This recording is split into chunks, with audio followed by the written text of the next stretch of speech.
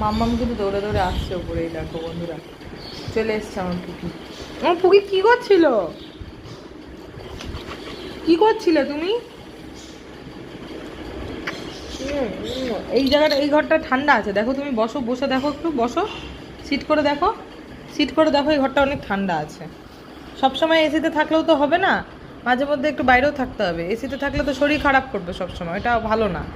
মাঝে মধ্যে খুব গরম লাগবে যখন দুপুর দিকে, তখন মাম্মামকে আমরা এসিতে রাখবো, ঠিক আছে? বসো এখানে, বসো দেখি, বসো দেখি রে, বসো দেখি, হ্যাঁ এই তো। মাম্মাম এমনি কিন্তু ভালো, হ্যান্ডশেকটা দাও তো মা, ওই এই হাতে দাও আগে, হ্যাঁ গুড। কী হয়েছে এই জায়গাটা, আর ওই হাতটা দাও, হ্যাঁ গুড বাবা, সব পারি আমি জানো তো। এই দেখো বোতলটা ফেলে দিলাম, কেন কি আমি বোতলটা নিয়ে এখন দৌড়াবো না, এখন দৌড়াবো না, গরম লাগছে আমার। এখন মাম্মাম দৌড়াবে না, মাম্মামের গরম লাগছে।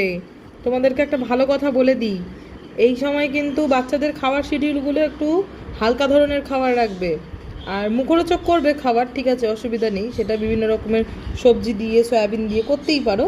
কিন্তু প্রোটিনটা এই এই পরিমাণ, মানে এই গরমে প্রোটিন পরিপাক হতে তো সময় লাগে, আর প্রচুর এনার্জি বেরোয়। তো যার জন্যে মানে গরমের জন্যে প্রোটিনটা আমার ডাক্তার যেরকম রেকমেন্ড করে দিয়েছে যে একটু কম ধরনের প্রোটিন বা একটু হালকা প্রোটিন ওকে দিতে। দেখো আমি চিকেনটা রোজ রোজ দিই না, আর এখন আমি এমনিও মামামের যেহেতু একটা অ্যামাইলেজের প্রবলেম ছিল বলে আমি চিকেনটা কন্টিনিউ করি না, মাঝে মধ্যে স্টপ রাখি। আর এখন গরম পড়ছে বলে সবজিটাই বেশি খাওয়ানো হচ্ছে মামামকে, সবজি আর ভাত, নর্মাল সবজি ভাত। আর হচ্ছে মামাম খাচ্ছে জল প্রচুর, আর খাচ্ছে টক দই। তোমরাও কিন্তু তোমাদের বেবিগুলোকে টক দই দিও, টক দই কিন্তু ওদের জন্য খুব ভালো। শশাও দিতে পারো, তরমুজ দিতে পারো, তবে তরমুজের বীজটা ফেলে দিতে হবে। এই ফলগুলো আর টক দই সাথে এগুলো কিন্তু দিও, বাচ্চারা খাবে, ভালো থাকবে, সুস্থ থাকবে। তো তোমাদের সাথে দেখা হবে পরের একটা মিনি ব্লগে, আজকের জন্য আসি, টাটা।